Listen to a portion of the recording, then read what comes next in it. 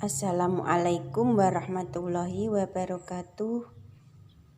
Selamat pagi anak-anak, apa kabarnya hari ini? Alhamdulillah, semoga semua sehat ya.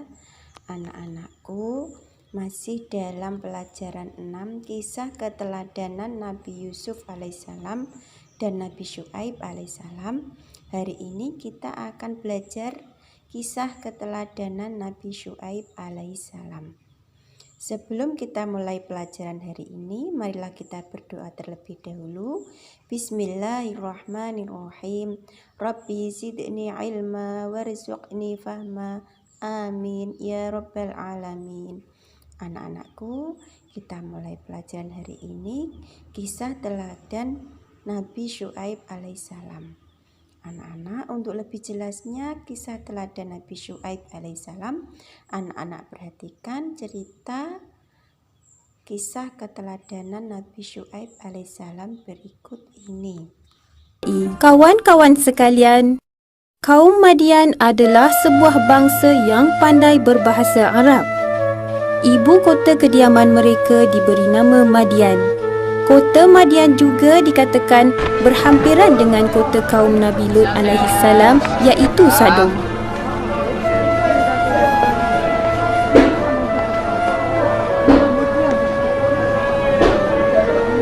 Dan kaum Lut tidak, yakni pula jauh dari kamu. Kawan-kawan sekalian, sebelum Allah mengutuskan Nabi Syuaib alaihissalam kepada kaum Madian merupakan golongan kafir yang menyembah selain dari Allah. Jika sebelum ini kebanyakan kaum-kaum yang kafir menyembah berhala, tetapi kaum Madian menyembah Al-Aikah.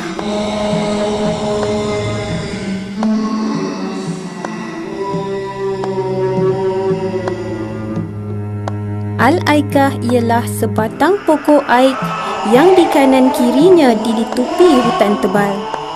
Mereka juga terkenal dengan sikap buruk mereka dalam menjalani perniagaan, iaitu tidak jujur sewaktu menimbang atau menakar. Wahai saudaraku, bolehkah saya dapatkan sejumlah gandum dengan harga yang berpatutan?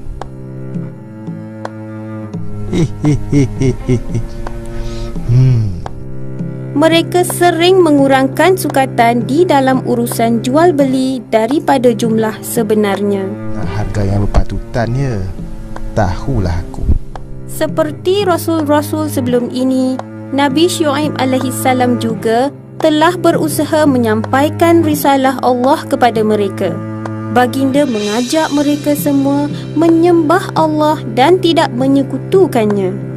Baginda juga melarang mereka dari terus melakukan perbuatan tercela dan merugikan orang lain. Kami tidak akan percaya dengan ajaran kau, wahai Syuaib. Tanpa berputus asa, Nabi Syuaib alaihissalam berdakwah lagi.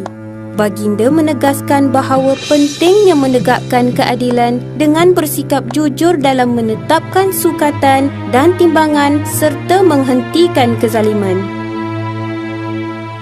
Baginda berkata dalam surah Al-A'raf ayat 85 yang bermaksud, sempurnakanlah sukatan dan timbangan. Janganlah kamu mengurangi sukatan dan timbangan orang lain sedikit pun. Jangan pula kamu membuat kerosakan di muka bumi setelah pembangunannya. Kawan-kawan sekalian, selain daripada ketidakjujuran kaum Madian di dalam urusan perniagaan, mereka juga adalah golongan manusia pertama di dunia yang suka duduk di tempat laluan orang ramai dengan tujuan untuk merampas harta benda yang dibawa oleh orang-orang yang lalu lintas itu secara paksa. Tolonglah kalian, tolong. Janganlah ambil barangan kepunyaan hamba. Hei orang tua, tiada siapa yang boleh menghalang kehendakku. Manakala perbuatan mencuri, merompak dan menyakiti hati orang lain sudah sebati dalam kehidupan mereka, sehinggakan mereka tidak lagi rasa bersalah mahupun malu di atas perbuatan mereka itu.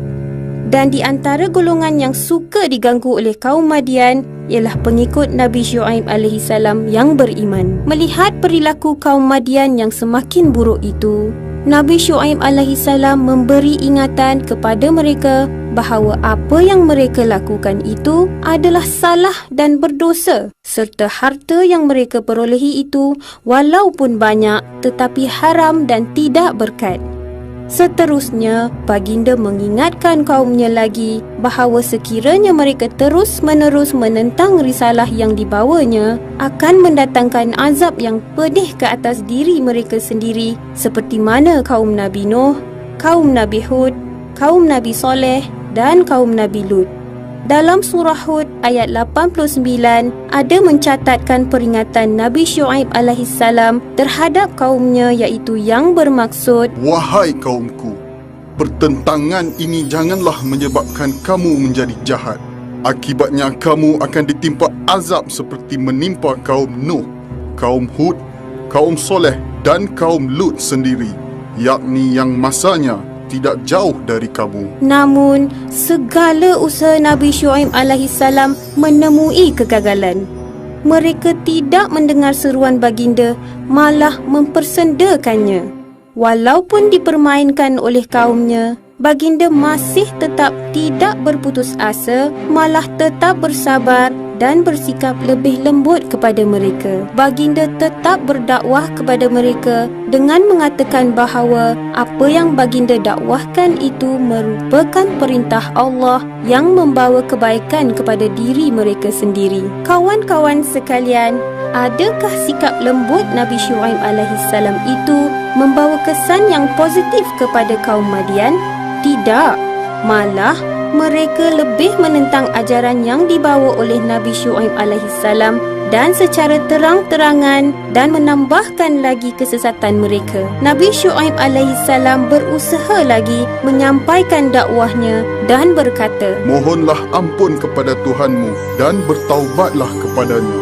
Sesungguhnya Tuhanku Maha Penyayang lagi Maha Pengasih. Surah Hud ayat 90. Maksud ayat tersebut ialah Nabi Syuaib alaihissalam menyarankan kepada mereka agar segera meninggalkan sifat-sifat tercela yang ada pada mereka serta bertaubat kepada Allah Subhanahu wa taala. Ini kerana barang siapa yang mahu bertaubat, Allah pasti menerima taubat mereka. Allah At-Tawwab, Allah yang Maha Penerima Taubat. Bagaimanakah pula jawapan mereka? Jawapan mereka ialah, Hei Syuaib, tidak ada gunanya kamu banyak berkata-kata. Menurut penglihatan kami, kamu ini cuma orang yang lemah. Surah Hud ayat 91. Daripada jawapan itu, jelas menunjukkan bahawa mereka begitu bencikan risalah dan peringatan demi peringatan yang dibawa oleh Nabi Syuaib alaihissalam kepada mereka. Bagi mereka, kehadiran Nabi Syuaib alaihissalam dengan risalah yang dibawanya itu tidak membawa apa-apa erti. Dalam surah Hud ayat 93 ada mencatatkan ancaman baginda tersebut yang bermaksud, Kelak kamu akan tahu siapa yang akan mendapat azab yang menghinakan dirinya. Dan siapa yang berdusta, tunggulah azab Tuhanku. Aku sedia menunggu bersama kamu. Dengan tegas, Nabi Syuaib alaihissalam menjawab, Kalau kami tidak suka, apakah kamu akan mengusir kami?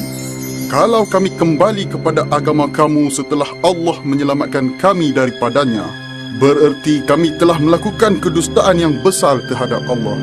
Kami tidak akan kembali kepadanya, kecuali jika Allah, Tuhan kami berkehendak kepada yang lain. Surah Al-A'raf ayat 88 hingga 90. Selain daripada ancaman, kaum Madian juga mencabar Nabi Syuaib alaihissalam.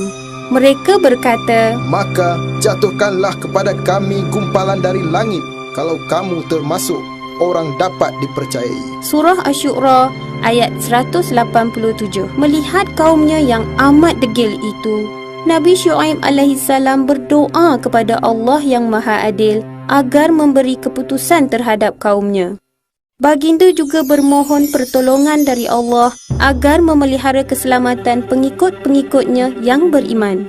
Sesungguhnya Allah tidak akan menolak doa Rasulnya apabila memohon pertolongan kepadanya dari ancaman golongan yang kafir. Tidak lama selepas Nabi Syuaib alaihissalam berdoa kepada Allah, datanglah beberapa jenis azab Allah yang amat dahsyat. Allah telah mengirimkan kepada kaum Madian awan yang bersuhu teramat panas.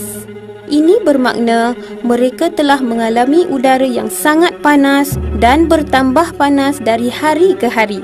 Walaupun banyak air yang diminum dan mencari tempat yang mereka rasa boleh melindungi mereka dari udara yang panas itu, namun sia-sia belaka.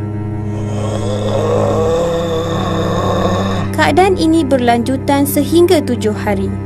Akhirnya, mereka membuat keputusan melarikan diri ke gurun pasir untuk menghindari dari gelombang udara yang amat panas itu. Di sana, mereka telah berkumpul beramai-ramai di bawah naungan awan.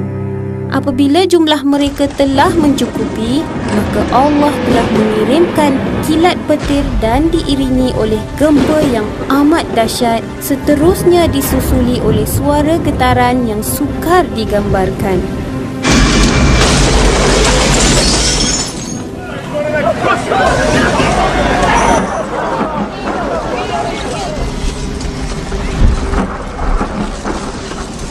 Allah Al-Hafiz, Allah Maha Memelihara. Allah telah memelihara keselamatan Nabi Syuaib alaihissalam dan pengikut-pengikutnya yang beriman dengan kasih sayangnya. Apabila azab kami datang, maka Syuaib dan orang-orang beriman yang menyertainya kami selamatkan seraya mendapat rahmat dari kami. Surah Hud ayat 94. Kehancuran yang dialami oleh kaum Madian sama juga dengan kaum Thamud, iaitu kaum Nabi Soleh. Ini terbukti dalam surah Hud ayat 95, iaitu yang bermaksud Kehancuran penduduk Madian seperti kebinasaan yang dialami oleh kaum Thamud. kawan-kawan sekalian, setelah turunnya azab yang amat mengerikan itu, sambil memandang ke arah kaumnya yang telah musnah, Nabi Syuaib alaihissalam sempat berkata kepada roh mereka, Bukankah aku sudah menyampaikan risalah-risalah Tuhanku kepada kamu? Dan aku juga telah menasihati kamu.